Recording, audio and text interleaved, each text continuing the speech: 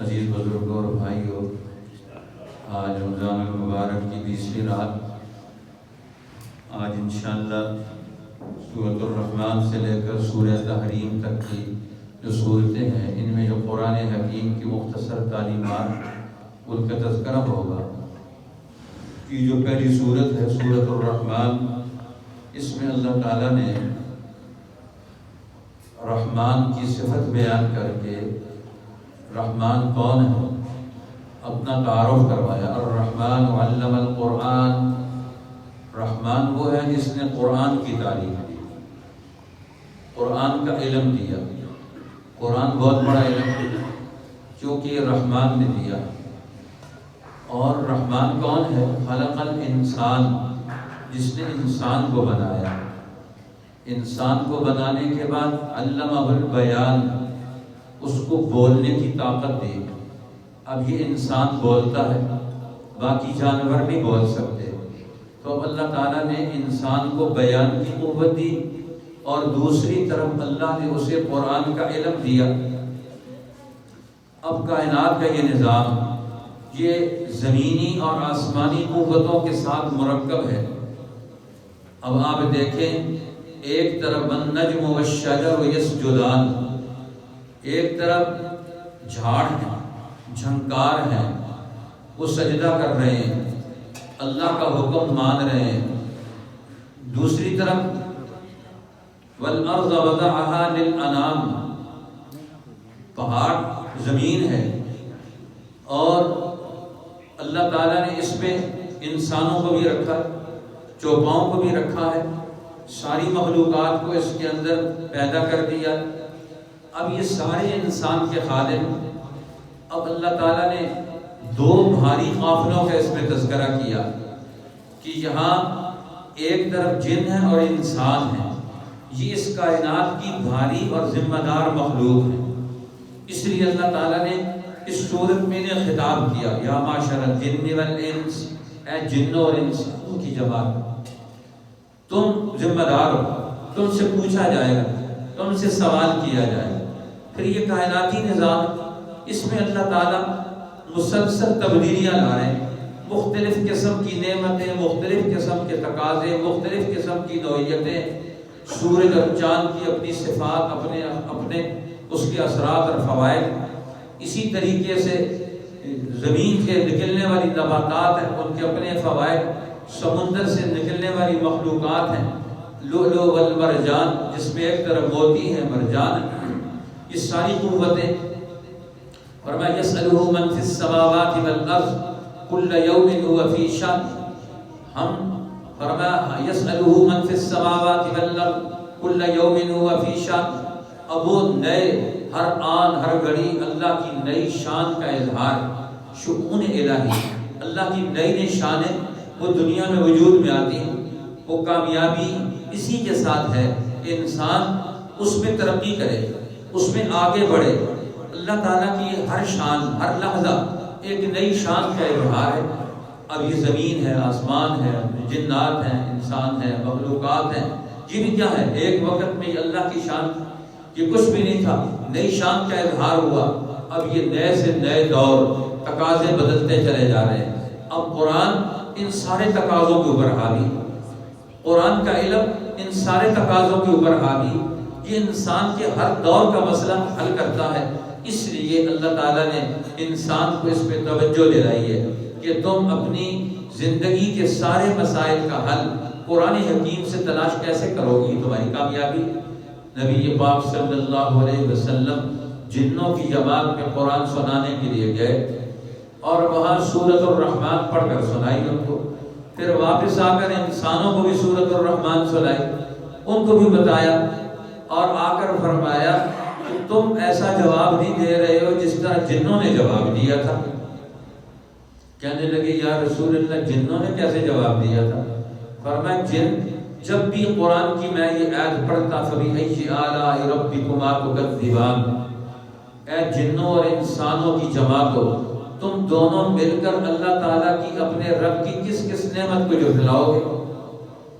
جب یہ آیت پر پہنچتا تو جن آگے سے یہ جواب دیتے تھے، اے اللہ، اے ہمارے رب، ہم تیری کسی نعمت کا انکار نہیں کرتے. ما بنعمت من ربنا نکذب. ہم اپنے رب کی کسی نعمت کا انکار نہیں کرتے. کیا مطلب؟ اب ہم رب کی نعمت تسلیم کرتے ہیں تو رب کا حکم بھی مانیں گے. یہ نعمتیں اس کی ہیں، ہم بھی اس کے ہیں، اس لیے ہمارے اوپر حکم بھی اسی کا چلے گا. اس لیے یہاں ہمارے مفسرین قرآن حکیم کی اس صورت میں یہ آیت جو ہے بار بار دہرائی جاتی ہے. فَبِأَيِّ آلَاءِ رَبِّكُمَا تُكَذِّبَانِ. اس کا انسانی زندگی کے ساتھ اس آیت کا بہت گہرا تعلق ہے. عام لوگ تو کہتے ہیں یہ ساری ایک نعمت ہے، لیکن مولانا عبید اللہ صدیق اللہ تعالیٰ کی قبر پر کروڑا رحمتیں نازل فرمائے، وہ فرمایا کرتے تھے کہ ہر نعمت الگ ہے. قرآن ہر نعمت کا الگ تذکرہ کر کے پھر اس کے بعد کہتا ہے اس نعمت کو بھی جھٹلاؤ گے، اس نعمت کو بھی جھٹلاؤ گے، اس نعمت کو بھی جھٹلاؤ گے. پھر اس نعمت کا استفادہ تم نے کیا کیا، اس نعمت سے تم نے کیا فائدہ اٹھایا. اب تم دیکھو، غور کرو. تو اس لیے اللہ کی ذات بڑی برکت والی ہے. تبارک اسم ربک ذی الجلال والاکرام. بڑی برکت ہے اس ذات کو، ذی الجلال جو بڑی جلال والا ہے، بڑی عزت والا ہے، بڑے کرم والا ہے.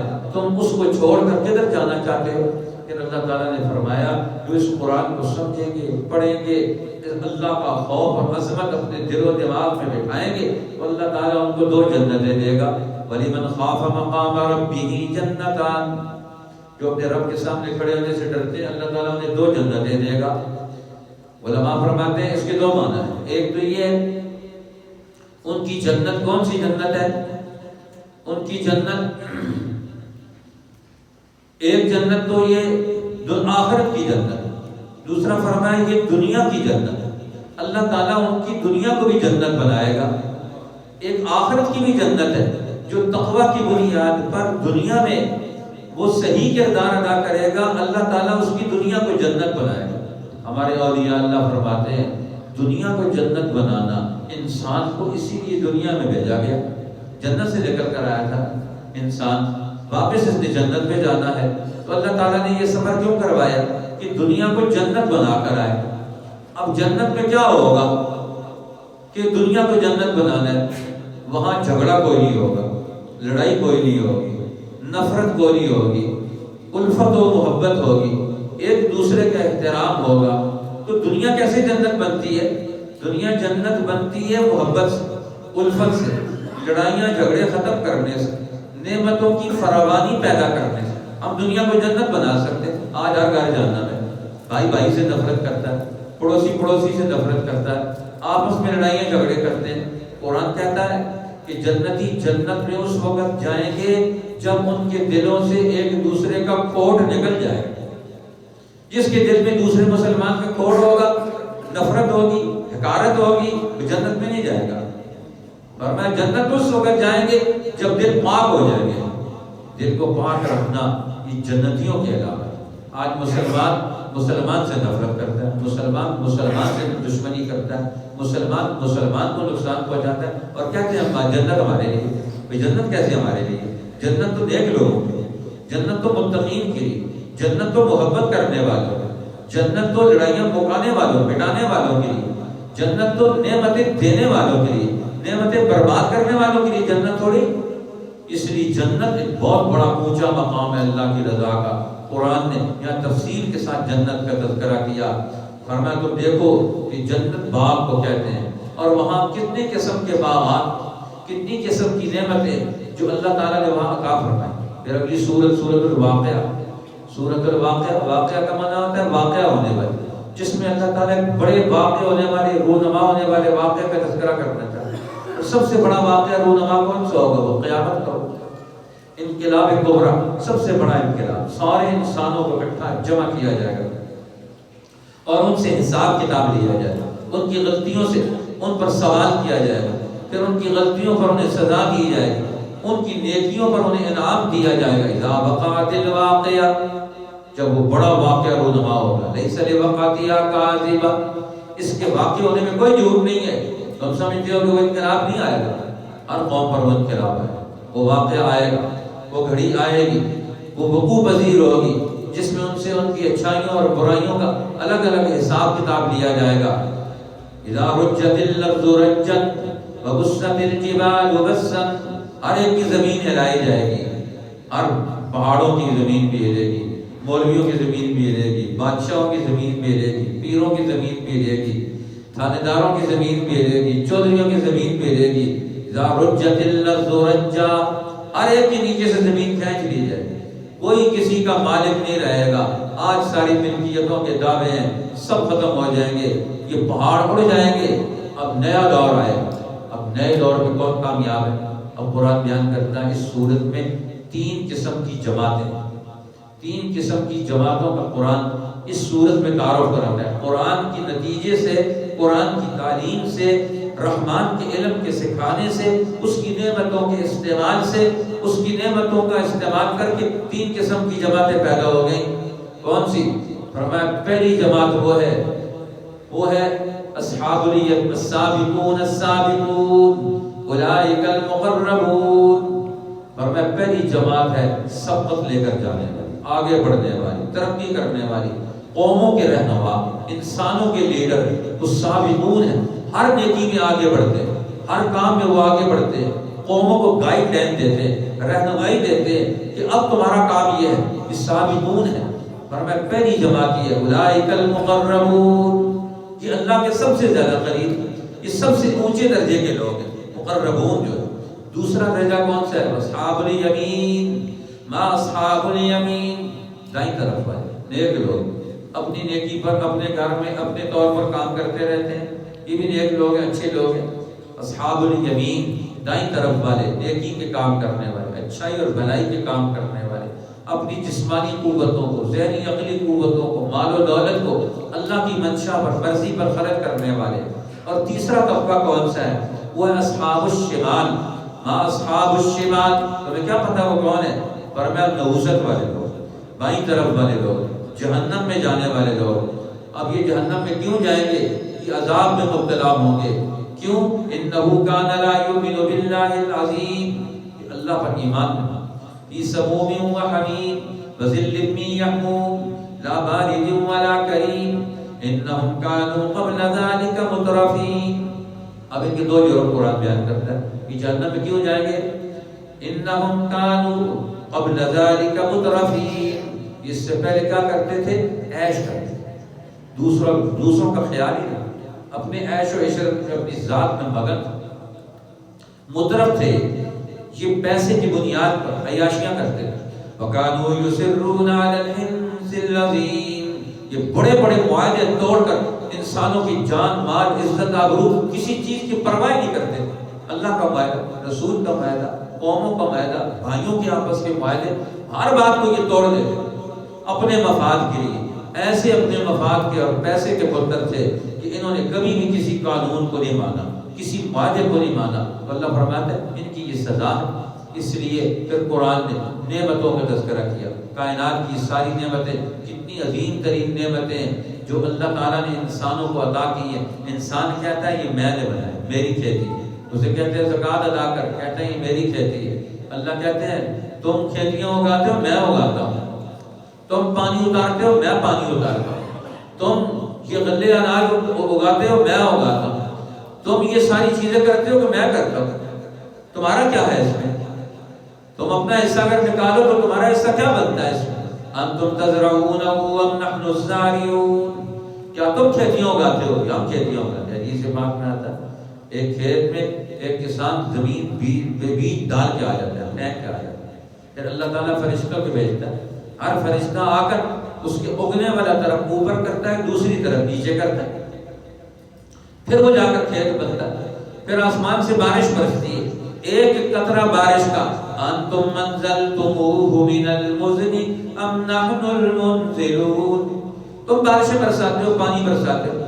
اب اللہ تعالیٰ کہتا ہے، حدیث میں آتا ہے کہ ایک قطرہ بارش کا زمین پر آتا ہے، ایک فرشتہ اسے چھوڑ کر جاتا ہے، اور اگر چھوڑ کر نہ جائے وہ ایٹم بم بن جائے، اوپر جا کر گرے، وہ نیچے آ کر سب چیز کو تباہ و برباد کر ڈالے، اتنے اوپر سے جو آتا ہے۔ ابھی اللہ کا انعام، نیچے ہر چیز محفوظ رہتی ہے۔ اب جب بارش برستی ہے موسلا دھار، کتنے جلدی جلدی قطرے آتے ہیں، کتنے لاکھوں کروڑوں فرشتے جو ایک ایک قطرہ نیچے لا کر چھوڑتے ہیں، پھر وہ اوپر چلے جاتے ہیں، پھر نئی بارش میں قطرے لے کر آتے ہیں، فرمایا کہ کائنات گیر نظام جو اللہ تعالیٰ چلا رہا ہے فرشتوں کی بنیاد پر، اور اس کے نتیجے میں تمہارے غلے اناج فصلیں اگتی ہیں، تم کہتے ہو ہماری نے محنت کی ہے، اللہ کہتا ہے غریب پر خرچ کرو، کہتے ہیں کیوں خرچ کریں؟ اللہ کہتے ہیں میرے دین پر خرچ کرو، کہتے ہیں کیوں خرچ کریں؟ تو اللہ تعالیٰ فرماتے ہیں انسانوں کو سمجھنا چاہیے کہ اپنی گندگیاں دور کریں، اس لیے قرآن کو ہاتھ لگائیں، چھوئیں تو پاک ہو کر اپنے اندر طہارت پیدا کریں، پاکیزگی پیدا کریں۔ پھر اللہ نے قسم اٹھا کر سمجھایا انسانوں کو، فَلَا أُقْسِمُ بِمَوَاقِعِ النُّجُومِ، ستاروں کے اس پورے نظام کی قسم جو ان کی گردش کرتے ہیں، ان کے اپنے برج ہیں۔ فَلَا أُقْسِمُ بِمَوَاقِعِ النُّجُومِ وَإِنَّهُ لَقَسَمٌ لَوْ تَعْلَمُونَ عَظِيمٌ، یہ بڑی قسم اگر تمہیں پتہ چلے، قسم اٹھا کر مسئلہ کیا سمجھانا ہے۔ إِنَّهُ لَقُرْآنٌ كَرِيمٌ، یہ قرآن بڑی عزت والی کتاب ہے، فی کتاب مکنون، یہ چھپے ہوئے خزانہ اللہ کی طرف سے۔ اب اس کتاب کو تم نے ہاتھ لگانا ہے، اسے پڑھنا ہے، اسے کھولنا ہے۔ لا یمسہ الا المطہرون تنزیل من رب العالمین، یہ رب العالمین کی طرف سے اتاری ہوئی کتاب ہے۔ اب تمہارا کیا حال ہو گیا؟ فبہذا الحدیث انتم مدہنون، تم میری اسی کتاب کے بارے میں اب سستی دکھاتے ہو، نہ اسے پڑھتے ہو، نہ اسے کھولتے ہو، نہ اسے سمجھتے ہو، نہ اس پر عمل کرتے ہو، نہ اس کا عملی نظام پیدا کرتے ہو۔ وَتَجْعَلُونَ رِزْقَكُمْ أَنَّكُمْ تُكَذِّبُونَ، تم نے عادت بنا لی ہے، تم میری باتوں کے جھٹلاؤ گے، اللہ کا پیغام کا انکار کرو گے، تمہارے اندر تباہیاں بربادیاں کیوں نہیں آئیں گی؟ پھر اللہ تعالیٰ نے سورۃ الواقعہ، یہ جو صورت ہے، فرمایا رسول اللہ نے جو مسلمان مغرب کے بعد اسے پڑھتا ہے اللہ تعالیٰ اس کو فاقوں سے بچاتے ہیں، اسے نئی دنیا کی عقل عطا ہوتا ہے، جس کے نتیجے میں وہ فاقوں سے بچتا ہے۔ پھر آگے سورۃ الحدید ہے جس میں لوہے کا تذکرہ ہے، اور قرآن نے عدل کا تذکرہ کیا وہاں، اس میں آیت ہے، یہ یسبح سے شروع ہونے والی سورت ہے، یہ مسبحات سبع، 7 صورتیں وہ ہیں جن کی شروع میں سبح یسبح کا لفظ آیا ہے۔ فرمایا نبی پاک صلی اللہ علیہ وسلم نے یہ 7 صورتیں وہ ہیں، ان میں ہر ایک صورت میں ایک آیت ہے جو 1000 آیتوں کے برابر وہ حیثیت، درجہ، مرتبہ، اجر اور ثواب رکھتی ہے، جامعیت رکھتی ہے۔ ان مسبحات سبع میں یہ ایسی اللہ تعالیٰ نے ایک آیت رکھی ہے جو ساری تعلیمات دین کو بھی جامع اور اپنے اندر بڑا اجر رکھتی ہے۔ یہ ساری صورتیں سورۃ الحدید سے لے کر یہ سورۃ التحریم تک، یہ ساری صورتیں وہ جو مدینہ طیبہ میں نازل ہوئی، جس میں قرآن حکیم کا پورا پروگرام، قرآن پر عمل کرنے والی جماعت، اس کے اقدامات کا تذکرہ۔ سورۃ الحدید میں اللہ تعالیٰ نے پہلے تو اپنی قدرت کا تعارف کروایا، پھر اپنی قدرت کا تعارف کرانے کے بعد مسلمانوں کو اپنا جان مال خرچ کرنے کا حکم دیا، پھر منافقین سے بچنے کا حکم دیا، قیامت کے دن کے کچھ حالات بیان کیے، اور پھر آخر میں اللہ تعالیٰ نے اس کی آیت میں بیان فرمایا لقد ارسلنا رسولنا بالبینات، ہم نے رسول دنیا میں بھیجے دلائل دے کر، وانزلنا معهم الکتاب والمیزان، ہم نے ان کے ساتھ کتاب اور میزان ترازو اتارا، لیقوم الناس بالقسط، تاکہ دنیا میں انسانوں کو انصاف پر قائم رکھا جائے۔ تو نبیوں کے بھیجنے کا مقصد، کتابوں کے اتارنے کا مقصد کیا ہے؟ انسانوں میں، بندوں میں، دنیا میں انصاف قائم کرنا۔ آدم علیہ السلام سے لے کر محمد الرسول اللہ تک جتنے نبی، کتابیں، دین، شریعت آئے، ان کا بنیادی ہدف اور مقصد کیا تھا؟ دنیا میں عدل و انصاف کو قائم کرنا۔ کوئی آدمی کسی کا حق نہ مارے، کسی کو نقصان نہ پہنچائے، کسی کو پریشان نہ کرے، ہر ایک کا حق محفوظ ہو جائے۔ اس لیے فرمایا وانزلنا الحدید، ہم نے لوہا اتارا، فیہ باس شدید، اس میں سختی بھی ہے اور لوگوں کے فائدے بھی ہیں، جنگیں بھی ہیں، اس لیے لوہے کا استعمال۔ فرمایا لوہا بھی ہم نے پیدا کیا، انسان عدل کرے گا، عدل کرنے کے مقابلے میں ظالم بھی آئیں گے، اب ان ظالموں کی ٹھکائی کرنا، ان کو کنٹرول کرنا، اس کے لیے طاقت کا استعمال کرنا، طاقت کا استعمال ظالموں کے خلاف، انسانوں کے خلاف نہیں ہے، انسانوں کو تو تحفظ فراہم کرنا ہے۔ پھر اللہ تعالیٰ نے فرمایا جو پچھلی امتوں کے لوگ قرآن پر ایمان لائیں گے، فرمایا ان کو ڈبل اجر اللہ تعالیٰ عطا فرمائے گا، یؤتی اجرکم مرتین، ان کو ڈبل اجر دے گا، پچھلی شریعت پر ایمان لانے کا اور اس شریعت پر بھی ایمان لانے کا۔ پھر اللہ تعالیٰ نے سورہ مجادلہ، قد سمع اللہ، اس سورۃ المجادلہ میں مسلمان جماعت کا ذکر کیا، حزب اللہ، اللہ کی پارٹی کون سی، اللہ کی جماعت کون سی، اور شیطان کی پارٹی اور جماعت کون سی ہے۔ اب فرمایا شیطان کی پارٹی کے اصول کیا ہے اور اللہ تعالیٰ کی جو جماعت اور پارٹی ہے اس کے اصول کیا ہے۔ قرآن کی تعلیم پر اللہ تعالیٰ کی جماعت پیدا کرنا یہ ضروری ہے، اور اللہ تعالیٰ کی جماعت کون سی ہوتی ہے؟ جس کے اندر 3 اصول ہوتے ہیں، بر، تقوی اور اطاعت رسول۔ اس کے اندر نیکی کا روح ہوتی ہے، وہ تقوی اختیار کرتے ہیں اور وہ ہر دور میں اطاعت رسول اپنی تنظیم اور اپنی اجتماعیت بنا کے اس کے تابع رہتے ہیں۔ اور اس کے مقابلے میں شیطان کی پارٹی حزب الشیطان، اس کے اصول کیا ہیں؟ اس کے اصول قرآن نے بیان کیا، اسم، عدوان اور معصیت الرسول۔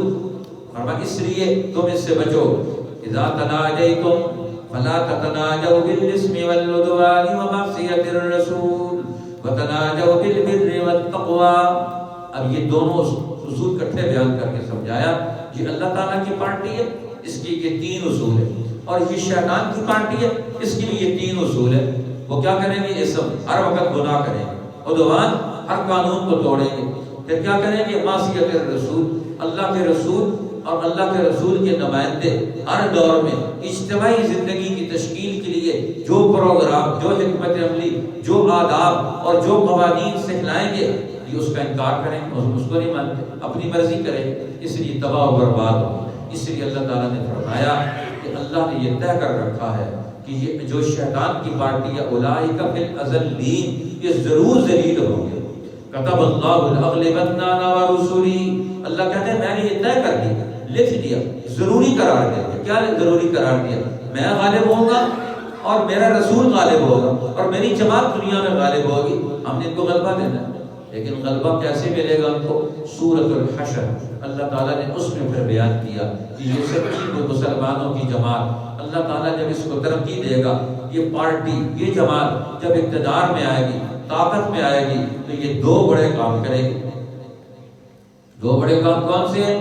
شیطانوں کی پارٹی کے پاس جو طاقت اور قوت ہے، یخربون بیوتہم بأیدیہم وأیدی المؤمنین، ان ظالموں کی جڑوں کو اکھاڑ کر پھینک، سیاسی اقدامات۔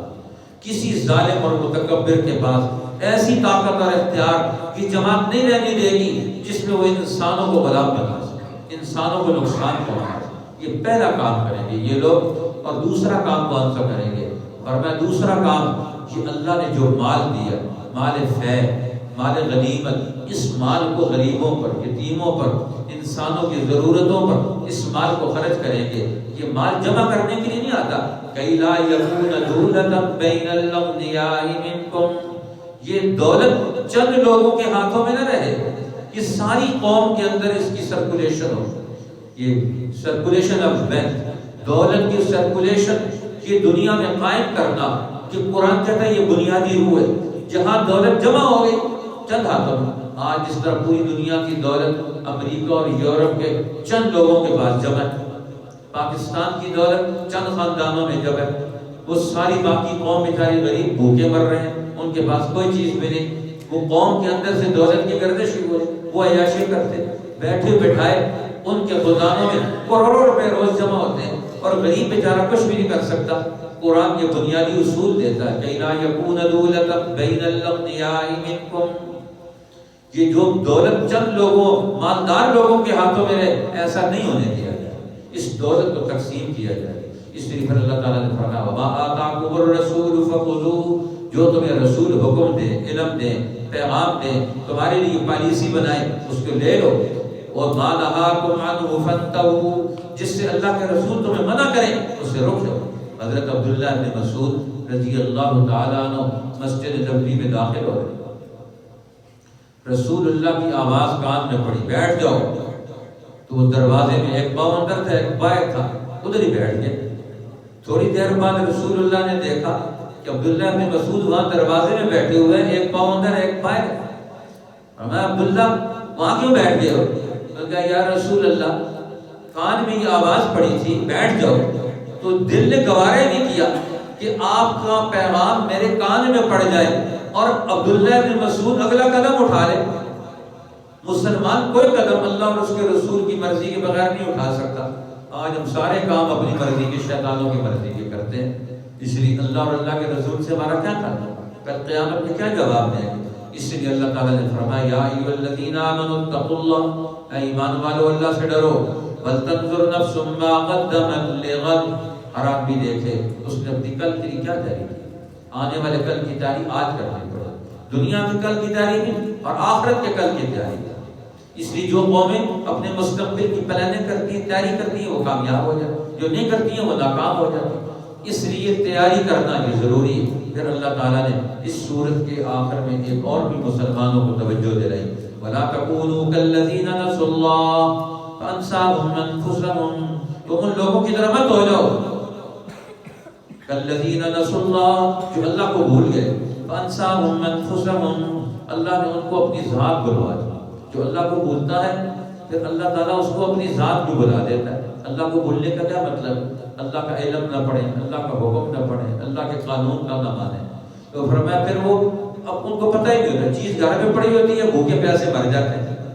اللہ کہتے ہیں میں ان کو ان کی ذات بھلوا دیتا ہوں، ان کو پتہ ہی نہیں ہوتا ہماری کتنی طاقت، ہمارے پاس کتنے وسائل، ہم کیا کچھ کر سکتے ہیں، میں ان کی ہمت چھین لیتا ہوں، وہ کچھ بھی دنیا میں کر سکتے ہیں، سارے لوگ انہیں استعمال کریں گے، اللہ کے حکم کو چھوڑیں گے۔ پھر سورت حشر کی آخری آیات جس میں اللہ تعالیٰ کا تعارف، اللہ کی عظمت اور جلال، اس کی صفات کا تذکرہ، حدیث پاک میں آتا ہے کہ وہ مسلمان صبح کو یہ آیات پڑھے تو 70,000 فرشتے شام تک اس کے لیے دعائیں مغفرت کریں، شام کو پڑھے تو صبح تک 70,000 فرشتے دعائیں مغفرت کریں۔ پھر سورۃ الممتحنہ جس میں امتحان کا ذکر، اور اللہ تعالیٰ نے اس میں ترک موالات کا حکم دیا کہ میرے دشمنوں کو اور اپنے دشمنوں کو دوست مت بناؤ۔ اب جو مسلمانوں کے دشمن ہیں، دوست اور دشمن کون سا ہے اس کا تعارف ہونا چاہیے، ہمارا دوست کون ہے، ہمارا دشمن کون ہے، ہمیں پتہ ہی نہیں۔ قرآن کے اندر اس سورت میں اللہ تعالیٰ نے فرمایا اپنے دشمن کو اور میرے دشمن کو دوست مت بناؤ، لا تتخذوا عدوی وعدوکم اولیاء، تم میرے دشمن کو اور اپنے دشمن کو دوست مت بناؤ، تلقون الیہم بالمودہ، تم ان کی طرف دوستی کا پیغام پڑھاتے ہو، تلقون الیہم بالمودہ وقد کفروا بما جاءکم من الحق، جو اللہ نے سچا دین بھیجا وہ اس کا انکار کرتے ہیں، کفر کرتے ہیں، وہ تو چاہتے ہیں تمہیں تباہ و برباد کریں، تم ان سے دوستیاں لگانا چاہتے ہو۔ پھر اللہ تعالیٰ نے دوست اور دشمن کا تعارف کروایا، دوست کون ہے اور دشمن کون ہے؟ فرمایا وہ تمہارا دشمن ہے جس نے تمہارے دین کے نظام کو توڑا، وہ تمہارا دشمن ہے، اور جس نے مسلمانوں کی جان مال عزت آبرو کو لوٹا ہے وہ تمہارا دشمن ہے۔ انما ینہاکم اللہ عن الذین قاتلوکم فی الدین، اللہ تعالیٰ تمہیں ان سے دوستی لگانے سے منع کرتا ہے جو تمہارے دین میں انہوں نے لڑائی لڑ کر تمہارے نظام کو انہوں نے توڑ ڈالا، واخرجوکم من دیارکم، اور تمہیں تمہارے گھروں سے نکال کر تمہیں غلام بنایا، وظاہروا علی اخراجکم، اور تمہیں نکالنے میں چڑھائی کرنے انہوں نے مدد کی، تمہارے اوپر چڑھائی کرنے۔ آج آپ دیکھیں سلطنت عثمانیہ مسلمانوں کی کس نے توڑی؟ انگریزوں نے۔ ترکی حکومت انہوں نے توڑی، ہندوستان میں مسلمانوں کی 800 سالہ حکومت انگریزوں نے توڑی۔ آج دنیا میں جتنے 55 اسلامی ملک ہیں، ان کی معیشت پر، ان کے وسائل پر، ان کی نسلوں پر، ان کی دولت پر آج کس کا قبضہ؟ امریکہ اور یورپ کی قوموں کا۔ دشمن ہم نے کس کو بنایا؟ ان سے دوستیاں لگاتے ہیں جنہوں نے ہمارے نوجوانوں کو قتل کیا، ہمارے علاقوں کو اجاڑا، ہماری نسلوں کو برباد کیا۔ فرمایا لا ینہاکم اللہ عن الذین لم یقاتلوکم فی الدین، اللہ تمہیں منع نہیں کرتا ان لوگوں سے، تم ان سے نیکی کرو جنہوں نے تمہارے نظام کو توڑا۔ اب ہندوستان کے اندر مسلمانوں کی 800 سالہ حکومت رہی، یہاں کی ساری قوموں نے، ہندو، سکھ، پارسی، یہاں جتنے لوگ رہتے تھے ان سب نے آپ کے نظام کو قبول کیے رکھا 800 سال تک، کبھی کوئی جنگ نہیں کی کسی نے۔ اور آج مسلمان یہاں کی قوموں کو دشمن سمجھتا ہے، یہ تو میدان دعوت تھا۔ خواجہ معین الدین چشتی اجمیری سے لے کر سارے اولیاء اللہ یہاں آ کر دین کی دعوت دیتے رہے، آج ہم نے یہاں کی قوموں کو اپنا دشمن بنا لیا۔ یہ تو دین قبول کرنے والی ہمارے اولیاء اللہ کی محنت ہے، یہاں ہمارے بزرگوں کی محنت ہے، انہوں نے یہاں کے لوگوں کو مسلمان بنایا۔ قرآن کہتا ہے دشمن وہ ہے جس کے یہ 3 اصول ہیں، اور جو ان 3 کیٹیگری میں نہیں آتا اللہ تعالیٰ تمہیں ان سے تعلق رکھنے میں منع نہیں کرتا۔ پھر اسی طرح اللہ تعالیٰ نے نبی پاک صلی اللہ علیہ وسلم کو حکم دیا، میرے پیغمبر کی ایمان والی عورتیں آپ کے پاس آئیں، یبایعنک علی الا یشرکن باللہ شیئا، آپ ان سے بیعت لیں انہیں دین اسلام کے اصولوں اور ضابطوں کا پابند بنائیں سب مسلمانوں کو، یہ بیعت لے کر معاہدہ کر کے یہ دین پر استقامت دکھائیں گے۔ اب یہ بیعت کی بدداد بیان، چوری نہیں کریں گے، زنا نہیں کریں گے، قتل نہیں کریں گے، بہتان نہیں لگائیں گے۔ اسی طرح لا یعصینک فی معروف، نیکی کے کام میں آپ کی کسی چیز کی وہ مخالفت نہیں کریں گے۔ اب یہ بیعت اسلام بھی ہے، بیعت ایمان بھی ہے، بیعت سلوک اور بیعت استقامت بھی۔ بیعت کی کئی قسمیں، جس طرح پہلی بیعت سیاست، بادشاہ کے ہاتھ پر، خلیفہ کے ہاتھ پر بیعت کی جاتی ہے اور اس کو اعتماد دیا جاتا ہے کہ ہم آپ کو مانتے ہیں۔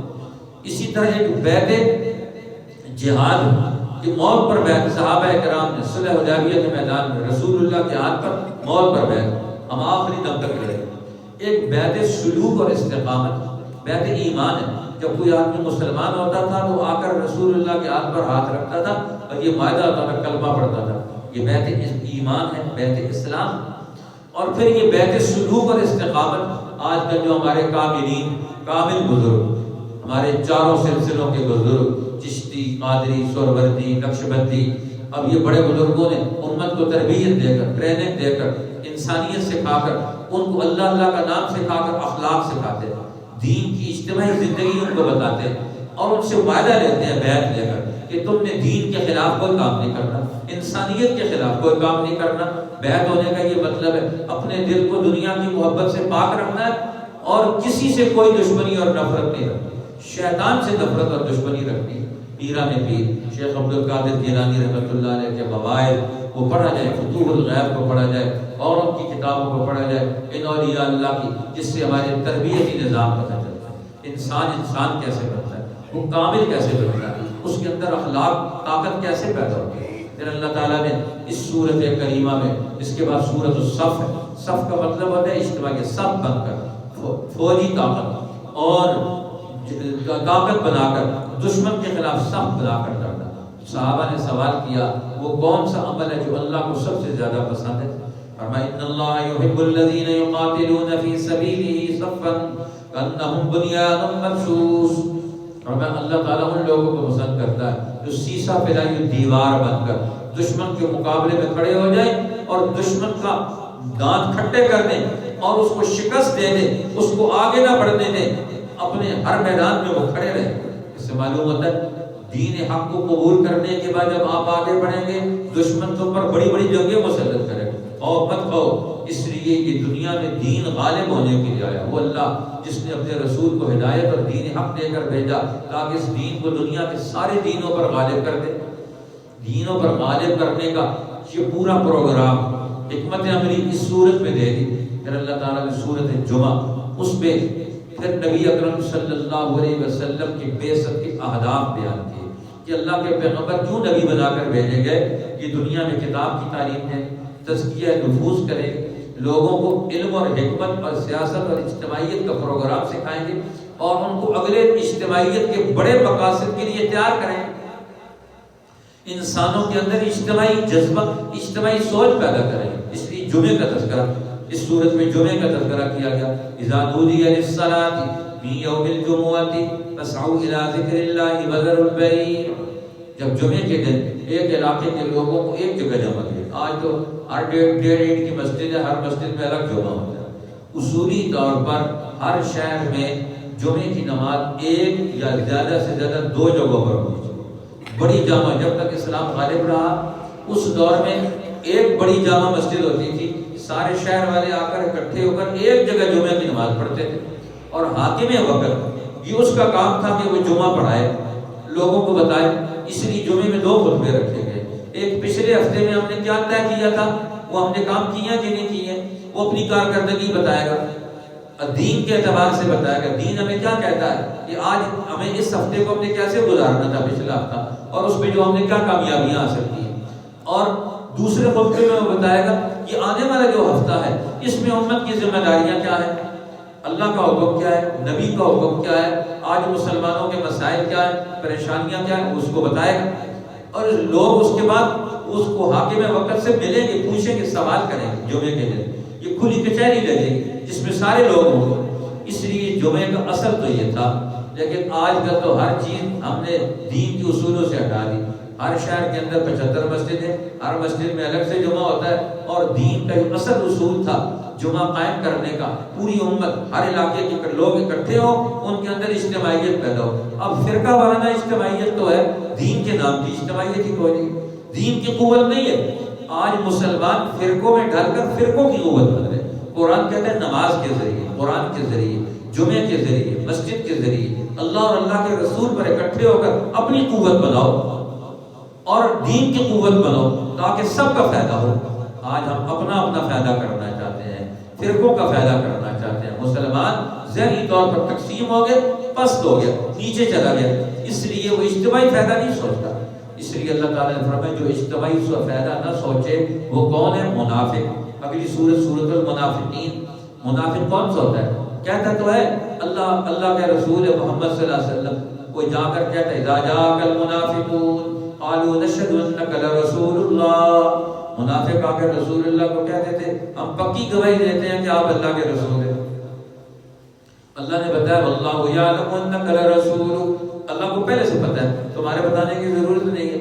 جب اللہ نے ان کو رسول بنا کر بھیجا، رسول تو اس لیے بنا کر بھیجا تم ان کا پروگرام مانو، ان کے مشن پر چلو، ان کی بات تسلیم کرو، ان کے قول پر عمل کرو، ان کی بات کا نظام دنیا میں پیدا کرو اجتماعی مفادات کا۔ منافق اپنے فائدے کی سوچتا ہے، قومی فائدے کی نہیں سوچتا۔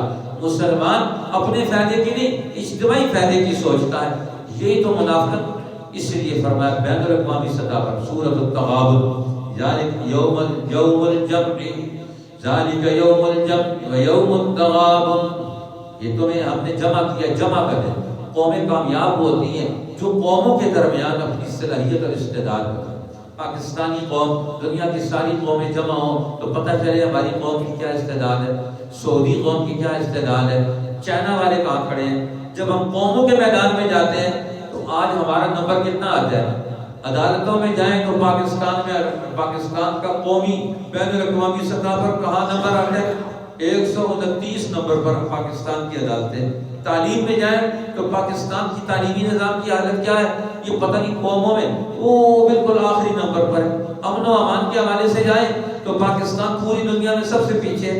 ہم بین الاقوامی سطح پر اپنی قوم کو کہاں ترقی دے چکے؟ سورۃ التغابن میں اللہ تعالیٰ فرماتے ہیں تم بین الاقوامی سطح پر اپنی ترقی کا منصوبہ بناؤ، قرآن اس کا پیغام ہے۔ فرمایا یہ نور ہم نے اتارا ہے، من یؤمن باللہ یہد قلبہ، جو اس پر ایمان لائے گا اللہ اس کے دل میں یہ ہدایت ڈالے گا، وہ بین الاقوامی سطح پر کیسے کامیابی حاصل کرے گا۔ پھر اللہ تعالیٰ نے سورۃ الطلاق میں مسلمانوں کو توجہ دلائی، یہ تمہاری بیویاں، تمہارے بچے، تمہارے گھر، یہ دین کی راہ میں رکاوٹ نہ بنے۔ اگر رکاوٹ بنے تو پھر ان کو سمجھاؤ، نہ سمجھیں تو پھر نیا راستہ پیدا کر سکتے ہو۔ اذا طلقتم النساء فطلقوهن لعدتهن واحصوا العدة، اب پھر خاندانوں میں توڑ پھوڑ ہوتی رہتی ہے، مزاج نہیں ملتے ہیں، تو اس کے پھر اصول ضابطے بیان فرمائے۔ پھر اسی طرح یہاں تقویٰ کے اصول، 4 تقویٰ کے نتائج اور اصول بیان فرمائے۔ من یتق اللہ یجعل لہ مخرجا، جو متقی بنے گا، قانون انصاف کو اختیار کرے گا، عدل و انصاف کے اصولوں کو اختیار کرے گا، یجعل لہ مخرجا، اللہ تعالیٰ اس کو ہر تنگی سے نکالے، ویرزقہ من حیث لا یحتسب، اور اسے روزی بھی دے گا جہاں سے اسے وہم و گمان بھی نہیں ہوگا۔ اور تیسرا فرمایا من یتق اللہ یعظم لہ اجرا، جو تقوی اختیار کرے گا اللہ اسے بڑا اجر دے گا، اور جو متقی بنے گا اللہ تعالیٰ اس کو اعلیٰ سے اعلیٰ کامیابیوں کے اصولوں پر اسے استوار کرے گا۔ سورۃ التحریم، اللہ تعالیٰ نے اس سورت میں کچھ تو نبی پاک صلی اللہ علیہ وسلم کے گھرانے کے اصول بیان فرمائے، آپ کو توجہ دلائی، آپ کی ازواج مطہرات کو توجہ دلائی کہ تم نبی کی بیویاں نبی کے گھر میں رہتی ہو، اور نبی کے گھر میں رہ کر ان تتوبا الی اللہ فقد صغت قلوبکما، اگر تم نبی کے رائے کو مسترد کرو گی تو پھر ہم نبی کو اجازت دیں گے تمہیں رخصت کر کے اور تبدیل کا سایو خیرا منکن، اللہ تعالیٰ تمہاری جگہ پر نئی بیویاں لے آئے، لیکن تمہارے لیے اصول اور ضابطے ہیں۔ پھر اللہ تعالیٰ نے گھریلو نظام مرتب کرنا، اپنا گھر کا نظام بنانا، انفسکم واہلیکم نارا، تم اپنے آپ کو اور اپنے گھر والوں کو جہنم کی آگ سے بچاؤ۔ یہ ہر ایک کی ڈیوٹی ہے، ہر بڑے کی، اپنے آپ کو اور اپنے گھر والوں کو، بیوی بچوں کو جہنم کی آگ سے بچائے۔ کیوں؟ جہنم کی آگ کس پر آتی ہے؟ فرض چھوڑ دیں، گناہ کرنے کو، تو گویا نہ خود گناہ کرے، نہ اپنے گھر والوں کو، نہ اپنے بچوں کو قرآن کے قانون کی خلاف ورزی کرنے دے، تو کامیاب ہو جائے گا۔ یہ دعا ہے کہ ربنا اتمم لنا نورنا، اے اللہ ہمارا نور مکمل کر دے۔ یہ روشنیوں کا سفر، ترقی کا سفر جب انسان طے کرتا ہے، دیکھو مشکلات سے نکل کر فرعون کے گھر میں بیٹھ کر فرعون کی بیوی مسلمان ہو جاتی ہے اور اس دین پر استقامت دکھاتی ہے، آخری وقت تک قرآن اس کامیاب نمونے کو پیش کرتا ہے۔ ایک آسیہ امرأۃ فرعون کے گھر میں بیٹھ کر وہ دین پر کھڑی ہو سکتی ہے، جرأت دکھا سکتی ہے، تو تم مرد ہو کر کیوں نہیں کام کر سکتے ہو؟ اللہ تعالیٰ نے دین کی سمجھ عطا فرمائے اور ہر گناہ سے، ہر برائی سے بچنے کی توفیق عطا فرمائے۔ ہمارے گھروں میں، خاندانوں میں، زندگیوں میں بین الاقوامی سطح پر دین کے اثرات غالب ہوں۔ اللہ ہمیں اس کے لیے قبول فرما لے۔ اللہ